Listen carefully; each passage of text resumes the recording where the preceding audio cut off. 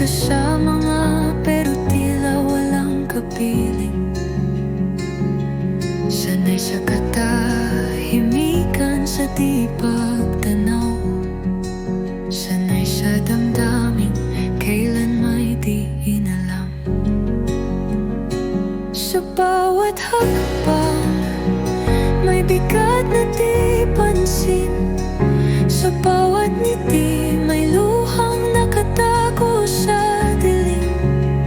Lahat ay kayang tiisin para sa minamahal, ngunit kailan kaya maririnig ang sariling sigaw?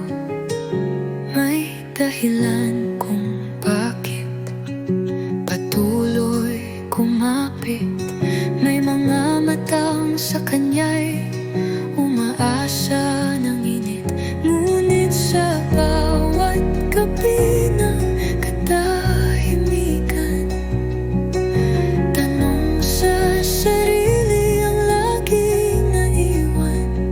Hanggang kailan ang paglimot sa sarili? Hanggang kailan pipiliing manatili sa